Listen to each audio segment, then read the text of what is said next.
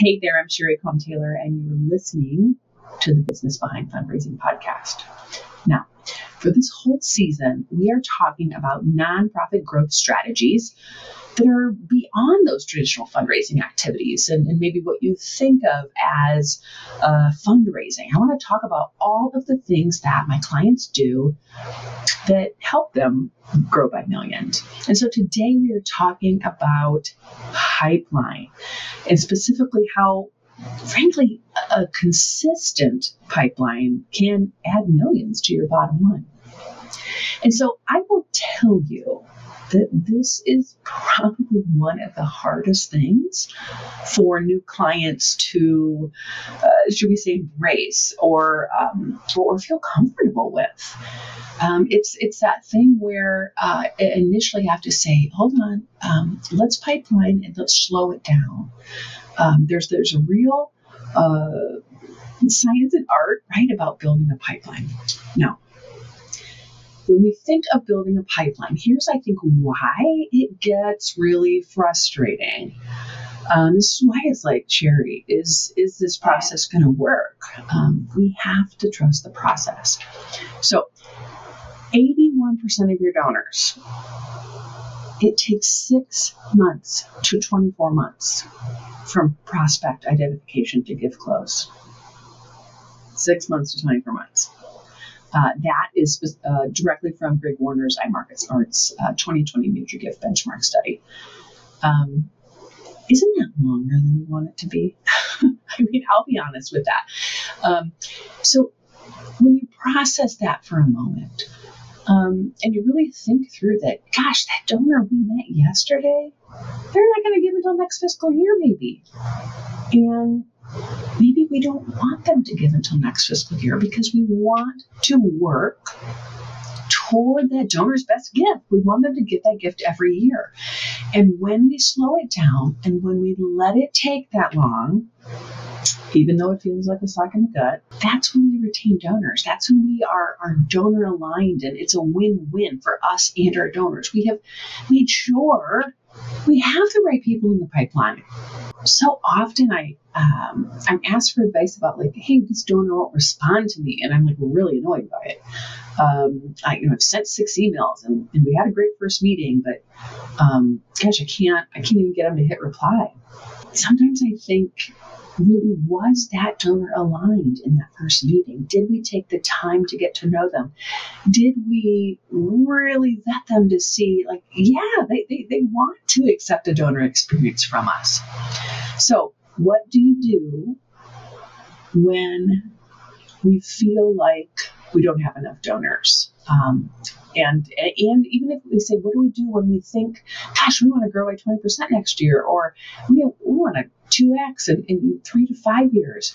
You have to pipeline, because today's pipeline is you reaching your goals in 2 years.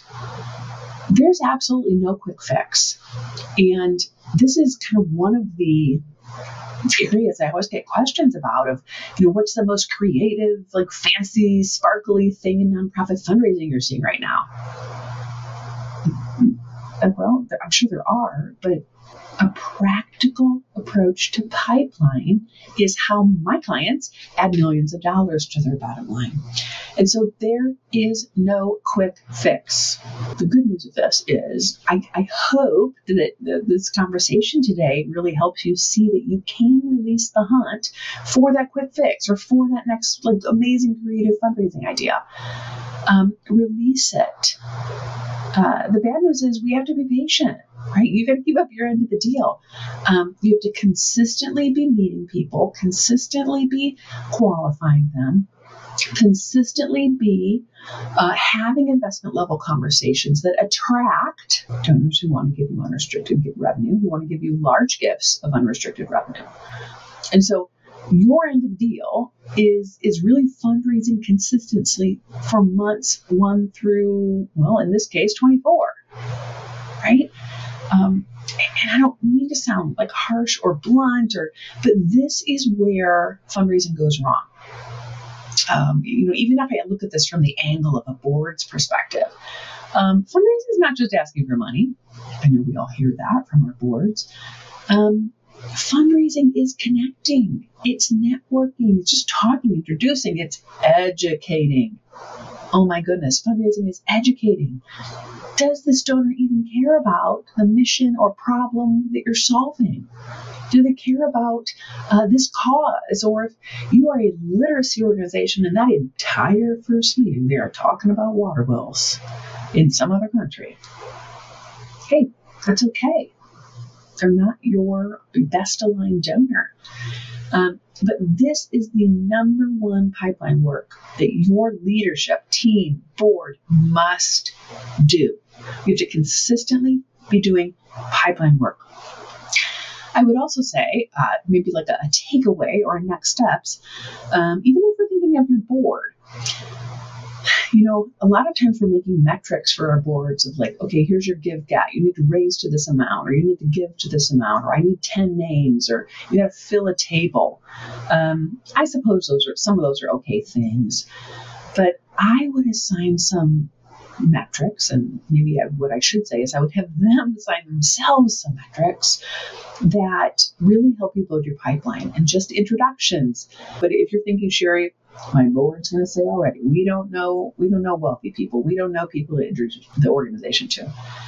A, I don't believe it, but B, great. Then introduce me to the most connected person you know. Who is the person I'm going to call when, like, my sister needs a job? Who is that person? Who's your Uber connector? That is the person that I want to be introduced to. And so do not stop your pipeline work. This is critical. We have to be looking further ahead in our revenue trajectory, further ahead in our forecast for you to grow and secure your donors' best gifts every year. Thanks so much for tuning in today. Hey, if you did enjoy this episode or you've been listening for a little bit now, I just want to ask if you take a second to share, subscribe, ring the bell, and you'll be notified of weekly content just like this. And so take a minute to do that if you could. And then also, if you are listening on the audio version of this podcast, if you could take a second to leave an Apple review, I would greatly appreciate it. See you next week.